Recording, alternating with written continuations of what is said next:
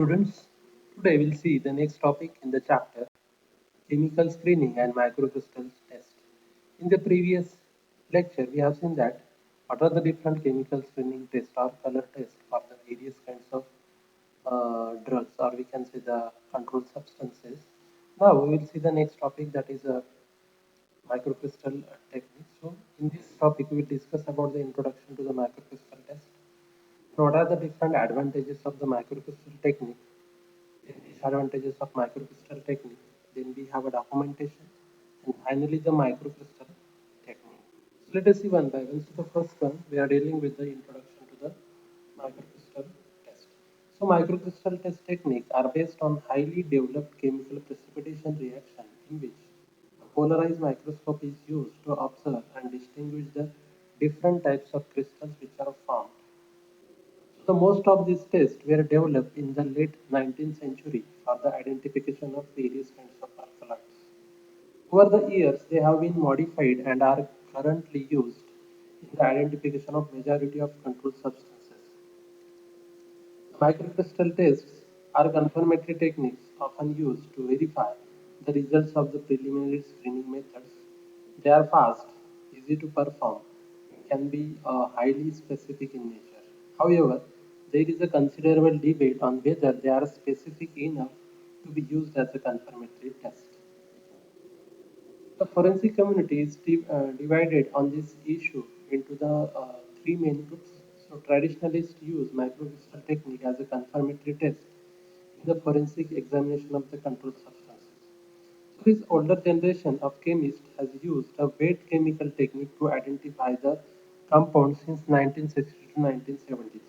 So, in that particular chemical techniques means what, there is a various kinds of color test, various kinds of other techniques by which they have used the analytical tools. Although not fully understood at the time, the chemistry of color formation is different from the chemistry of crystal formation. Traditionalists view microcrystal tests as an independent test and perform them in a conjunction with the color screening methods. So the positive results obtained from two independent tests would represent the definitive proof that the sample under investigation is a controlled substance. Okay. Positive results means either it will use the proper results. We can say that positive results in terms of crystal formation. Then microcrystal tests are a low-cost alternative to the GCMS and FTIR that are recognized by the scientific community. So what happens generally, microcrystal technique, it is a very low cost. Means what, we have to just put the sample on, take a sample and directly place on that particular slides, and we can get that analysis. While if you consider other sophisticated instruments such as GCMS, FTIR, there is a lengthy sample preparation and a procedure for this, and also this instrument is somewhat costly. As far as the GCMS is concerned, it is the most costlier than that particular FTIR, and obviously that of the microcrystal. The scientific working group for the analysis of seized drugs, that is SWG drug, has established a criteria for their use in the identification of the controlled substances. Additionally, an American Society of Testing and Materials have established methods for identifying the cocaine and methamphetamine using a microcrystal test. In general, microcrystal tests are safe and environmentally friendly. In most cases, the entire analysis can be performed with a little as a single run.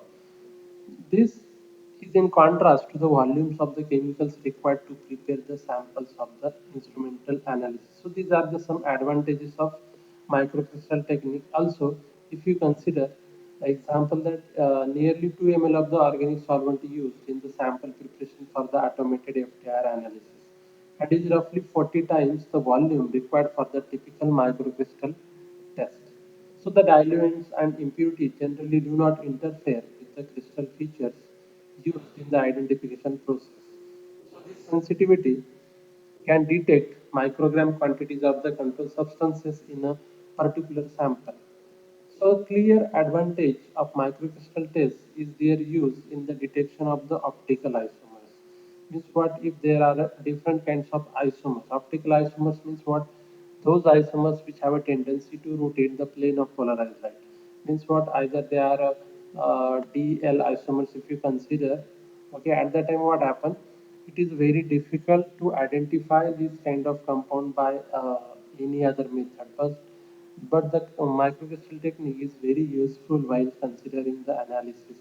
So this can play an important role in the analysis of various control substances when one isomer is controlled and other is not, or when one isomer can establish a particular method of drug production. Okay. So in this way, as we know that both the isomers, suppose if you consider D-glucose and L-glucose, as we know that the D-glucose is useful format or useful isomer while L is not. So in this way, if you consider that technique, you can identify it very well, and accordingly we will use it for analysis. Then what are the disadvantages of microcrystal technique? So the principal disadvantage of microcrystal technique is that it is applicable to all substances. So microcrystal technique can produce more than one type of arrangement. So there is a crystal arrangement is there. So more than one type of arrangement is there, and we cannot identify properly because uh, uh, this is not applicable to all substances because there is some problem with some kind of compound so that it cannot form a crystal. Okay, so the presence of additional crystal forming agent may interfere with the precipitation of the target compound. So this interference may cause either distortion or variation in the expected crystal forms. Okay, means what, there is a phenomenon of polymorphism is observed, and this may complicate the identification process.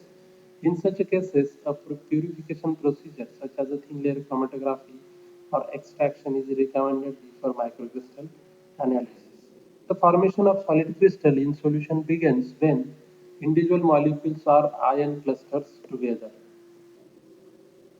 Then the speed of the nucleation process can influence the shape of the crystal, and hence if the speed of the nucleation is very high, it will appear as the different kinds of crystal or different shapes of the crystal than that particular speed whenever the speed is lower. Then the trapped particles can distort the overall structure of the crystal and complicate the identification. The individual handling of the samples and reagents requires care and consistency. Then the analyst results must be reproducible for definitive identification. So this aspect is barrier to the automation and may preclude its use in forensic laboratories with a high volume caseload. So these are the some also. Consequently, many would argue that they are not well suited for the production-oriented clinical environment of the modern forensic laboratory. The effective use of microcrystal test requires training and experience. So it is not applicable to the untrained or unskilled person. So that for performing this kind of test, you should have the proper training and experience personnel for the particular microcrystal test. Then what are the documentation? So the results of the microcrystal technique should be documented completely. In addition, comprehensive documentation would include first, complete description of a reagents, that is what is the expiry date of the particular reagent, then what is the color, what are the physical properties, then photographs. Also, it would contain a complete description of the test substance. Along with the reagent, it should have the details about the test substance, what is the color, physical properties, irregularities, then notable markings, identifying characteristics, and photographs, etc. are some of the description regarding to the test substance. Then the next one is the observations during the test performance, that is the testing conditions, testing equipment, glassware, spot plate, color, photographs, etc. So the complete description of the results such as a crystal feature, sketch, comparison to the standard features, deviations, supporting evidence for the for conclusion and photographs, etc.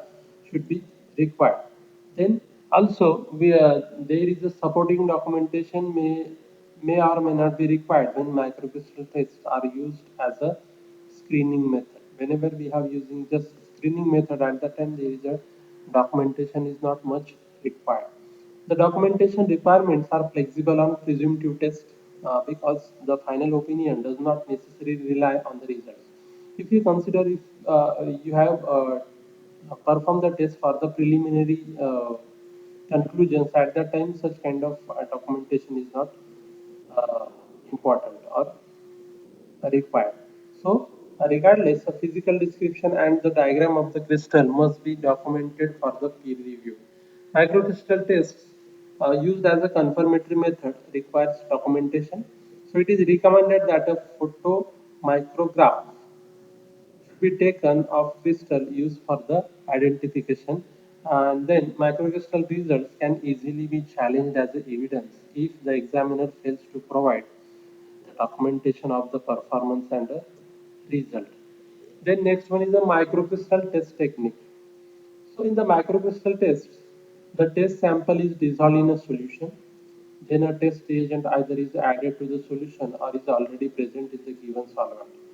Then a reaction between the compound of interest, that is analyte of interest, that is sample, and the test reagent forms a solid compound that is not soluble in the test drop.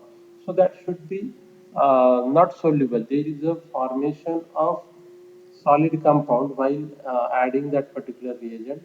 Then the solid forms uniquely shaped crystals that can be observed with a microscope. There is a formation of unique crystals, unique size crystals, unique shaped crystals, so that we can easily visualize that in a microscope. Then microcrystal tests technique are divided into two broad categories: aqueous technique or volatility techniques. So the first, aqueous technique. In this aqueous technique, despite of considerable variation in testing reagents, the technique for aqueous testing remains unchanged. Okay, so a reference standard is required and must be done simultaneously, or we can say the concurrently. So a small sample is placed on the microscope slide and dissolved in a 1 drop of water or 1 drop of diluted acetic acid. Then place 1 drop of reagent next to the sample on the slide, or place 1 drop of the reagent directly into the test drop. Then we have to mix the particular 2 drops by both sides and place the slide under the microscope and observe the crystal formation. Here the slide cover is not required. So this is the aqueous test technique. Then next one is the volatility test technique. In the volatility test technique, what is happen? We have to use the test substance which is volatile or which get easily vaporized, or when solvent is chosen that causes substance to be volatile. The sample vapors rise and react with the drop of reagent suspended on a slide over the substance, and hence crystal form in the solution on the cover slide. And the reference standard is required and must be run simultaneously. Then, what are the steps? So, the test sample is placed into the depression of either a clean spot plate or on a volatility chamber. Then, a drop of crystal reagent is placed onto the microscope slide. Then, the reagent may contain a viscous material to aid in a suspension. Then, a microscope slide is inverted and placed over the depression containing the test sample. Okay. Then, align the reagent drop over the test sample. Then the test sample is vaporized, so it may require placing the spot plate onto the warm hot plate. Then allow the reagent drop and small sample vapors to react, and then we have to place the slide under the microscope and observe the shape of the crystal. This technique is particularly used in the detection of volatile poisons containing the aldehydes and ketone functional groups. Control substances containing primary and secondary amines have been isolated using this technique. Also, it may be possible, it may have possible applications in the identification of